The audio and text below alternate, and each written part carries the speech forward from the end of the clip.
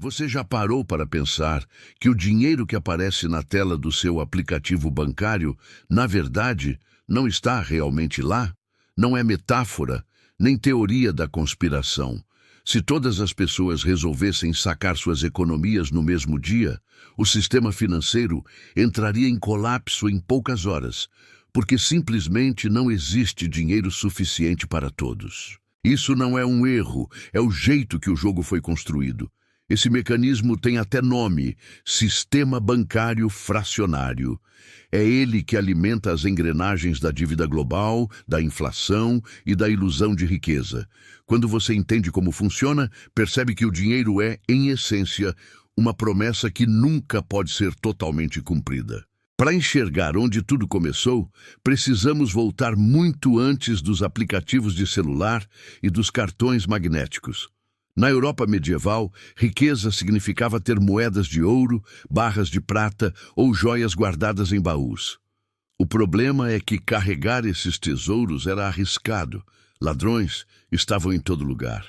Foi então que surgiram os ourives, homens que tinham cofres seguros e ofereciam um serviço de guarda.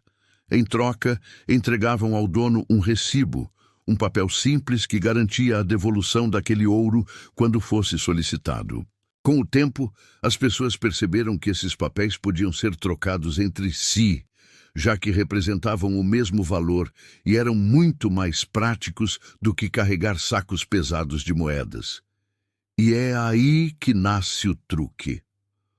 Os ourives notaram que raramente todos os clientes apareciam ao mesmo tempo para resgatar o ouro. Se 100 pessoas tinham depósitos, talvez apenas uma ou duas fossem até lá em um determinado dia. Isso significava que a maior parte do ouro ficava parada. Então, decidiram ser criativos. Começaram a emitir mais recibos do que ouro realmente possuíam. Se tinham 1000 moedas, podiam gerar recibos equivalentes a 2000 moedas. O detalhe é que esses papéis extras eram emprestados com juros. Ou seja, eles passaram a lucrar com um ouro que não existia de fato. Desde que todos não corressem para pedir seus depósitos no mesmo instante, ninguém percebia. Esse movimento foi muito mais do que um golpe de esperteza. Foi uma revolução silenciosa. Quando a sociedade aceitou que um pedaço de papel poderia representar ouro, abriu-se a porta para a criação de dinheiro sem limites físicos. Dali nasceram os primeiros bancos, que oficializaram essa prática. No final do século XVII, o governo inglês já utilizava o mesmo mecanismo. O Banco da Inglaterra, fundado no ano de 1694, não foi criado para servir ao povo, mas para socorrer o Estado, atolado em dívidas de guerra. Ele emprestava ao governo mais do que possuía em reservas, e, em troca, recebia pagamentos com juros. A conta, como você pode imaginar, era paga pelos impostos da população comum. Reconhece o padrão? É exatamente o que ainda acontece hoje. Nos Estados Unidos, a história seguiu o mesmo roteiro. No início, os bancos emitiam notas que prometiam ser trocadas por ouro. Mas logo perceberam que podiam imprimir mais papéis do que barras guardadas nos cofres. Foi assim que surgiram as corridas bancárias. Multidões desesperadas exigindo seus depósitos, apenas para descobrir que o dinheiro físico não estava lá. Muitos bancos desmoronaram em questão de horas. Em vez de abolir esse esquema, os governos preferiram reforçá-lo. Criaram bancos centrais para sustentar a ilusão e garantir à população que, mesmo sem reservas suficientes, o sistema continuaria funcionando. A mensagem era clara. Não importa se o dinheiro é real, o importante é que você continue acreditando que ele existe. Agora, trazendo isso para o presente, precisamos traduzir o que é esse tal de sistema fracionário. Imagine que você deposita $100 no seu banco. A sensação é de que esse dinheiro está guardado, esperando por você. Mas a realidade é outra. O banco só mantém uma fração mínima desse valor em caixa. Antigamente, essa fatia podia ser de 10%.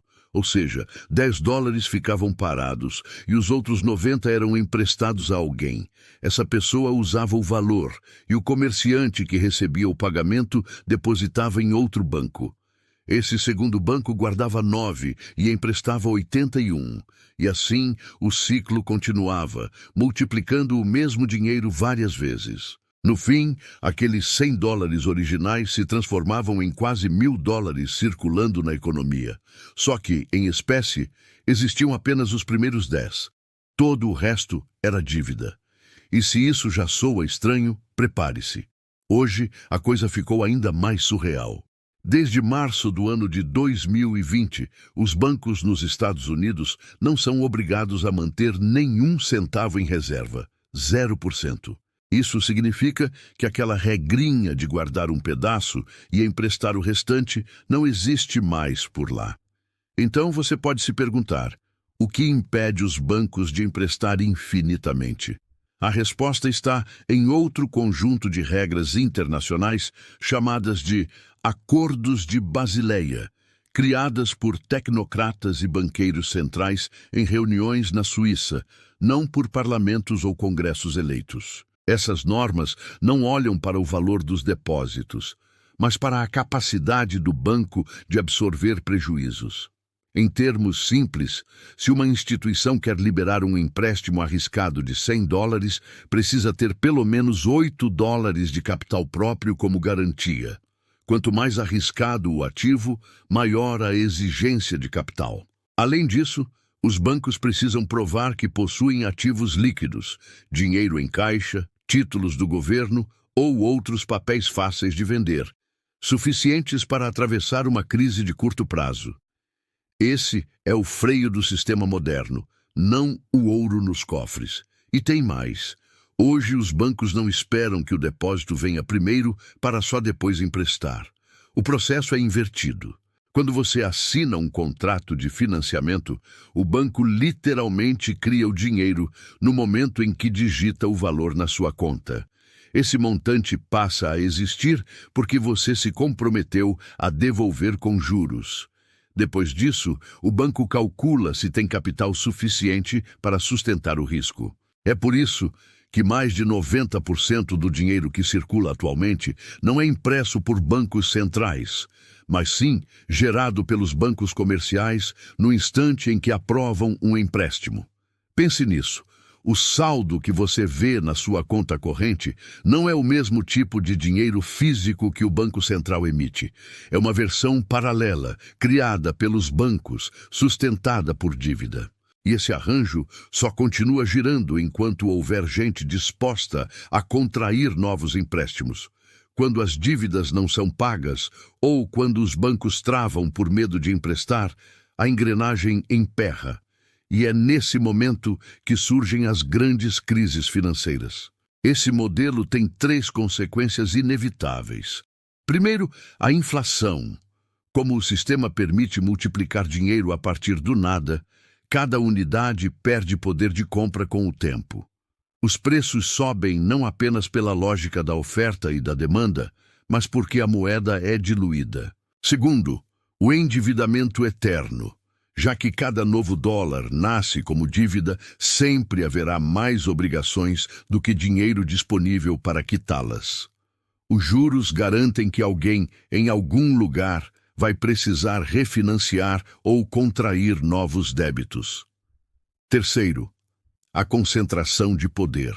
Os bancos lucram cobrando juros sobre valores que nunca existiram de fato. Governos financiam guerras e programas sem aumentar impostos diretamente. E os mais ricos, donos de ativos como imóveis, ações e commodities, se beneficiam porque a inflação infla seus patrimônios, enquanto o trabalhador comum vê o salário perder força mês após mês. E quando essa engrenagem falha, a cortina se abre. Lembre-se de 1929, na Grande Depressão. Os bancos tinham concedido empréstimos além da conta, inflando uma bolha na bolsa de valores. Quando o pânico começou, as pessoas correram para sacar suas economias, mas o dinheiro simplesmente não estava lá.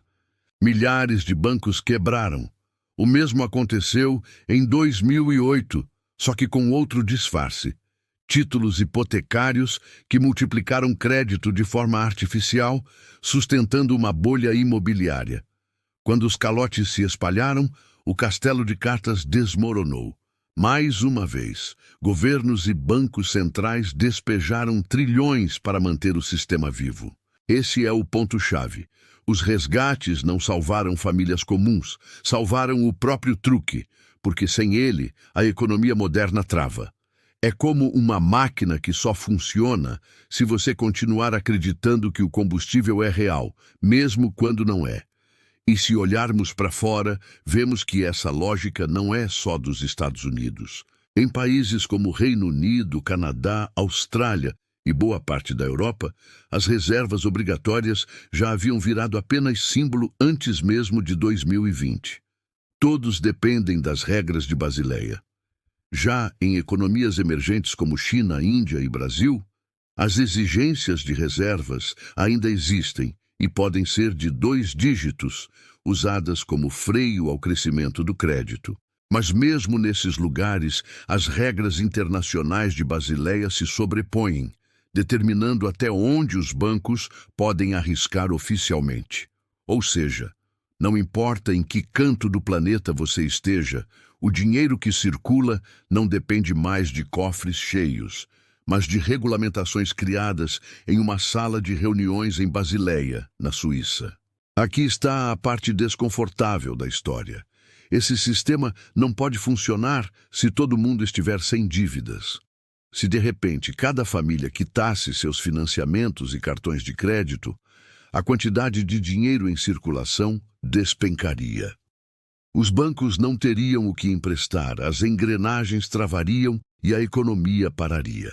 A ilusão depende justamente de você, do seu consumo, da sua disposição em contrair dívidas e da sua crença de que aqueles números na tela do aplicativo representam algo sólido. Você é, ao mesmo tempo, o combustível que move a máquina e a garantia que sustenta a aposta. E é por isso que olhar para o passado importa tanto. O truque que os ourives medievais usaram para multiplicar recibos de ouro se transformou na base de todo o sistema financeiro global. E mesmo tendo crescido de forma monumental, ele ainda carrega os mesmos riscos. As corridas bancárias do século XIX, a Grande Depressão do século XX e a crise imobiliária de 2008 no século XXI são ecos do mesmo padrão. Confiança demais, promessas demais e realidade de menos. Quando a confiança evapora, a estrutura inteira balança. O que acontece depois? Sempre a mesma resposta. Os governos e os bancos centrais correm para reforçar a ilusão.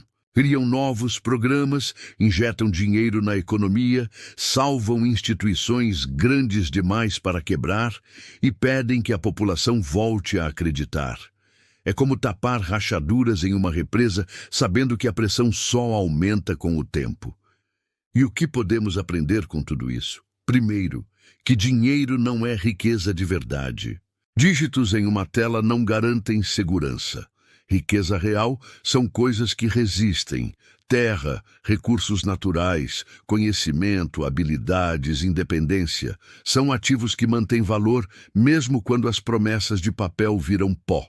Segundo, é preciso entender que a dívida não é algo neutro. Ela é a corrente sanguínea de um sistema que beneficia bancos, governos e grandes detentores de patrimônio às custas do cidadão comum. E terceiro, a inflação não é acidente, é projeto.